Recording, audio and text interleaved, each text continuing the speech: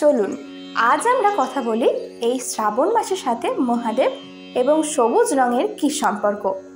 আচ্ছা, এর আগে আপনি কি কখনো ভেবে দেখেছেন যে কেন শ্রাবণ মাসে সবুজ চুড়ি পরা হয়? ভগবান শিবের সঙ্গে সবুজ রঙের কি সম্পর্ক? শ্রাবণ মাসে বিবাহিত মহিলাদের জন্য সবুজ রং এত শুভ কেন?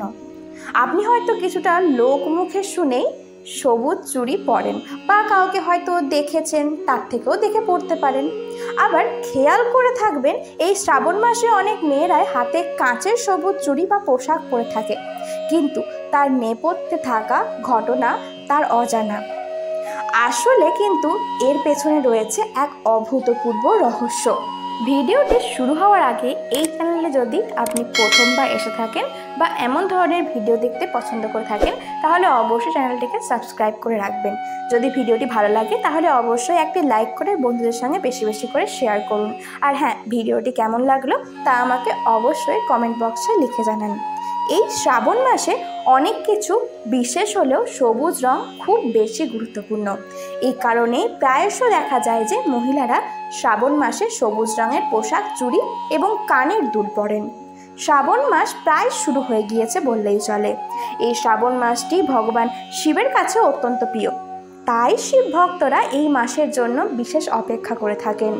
এই মাস জুড়ে ভগবান শিব এবং মাতা পার্বতীর পুজো করা হয় তাদের আশীর্বাদ পাওয়ার জন্য।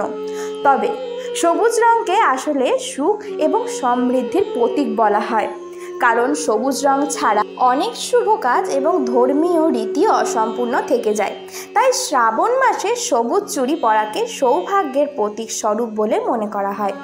এছাড়াও মনে করা হয় দেবাদিদেব মহাদেবের প্রিয় রং হচ্ছে সবুজ, সেই কারণে তাকে প্রসন্ন করবার জন্য বিবাহিত মহিলারা প্রত্যেক প্রকারের উপায় সাধন করার চেষ্টা করে। শ্রাবণ মাসে সবুজ রং ব্যবহার এবং সবুজ চুড়ি পরলে নাকি বিবাহিত মহিলাদের সৌভাগ্য বৃদ্ধি করে। এছাড়া সবুজ রং বুদ্ধির প্রতীক।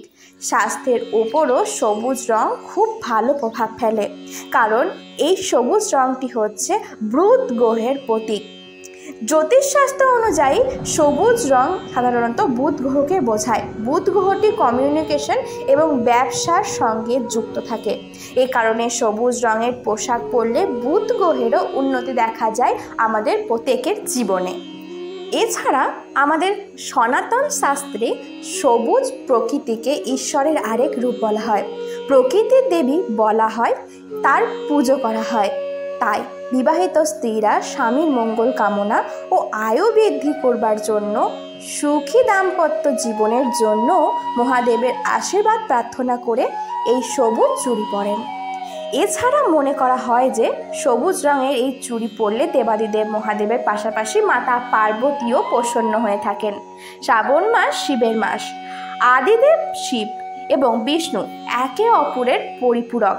শ্রাবণ মাসে লাখ লাখ ধর্মপ্রাণ মানুষ মহাদেবের আরাধনায় রত হন। আষাঢ় মাসের সংক্রান্তির পর শ্রাবণ মাস শুরু হয়।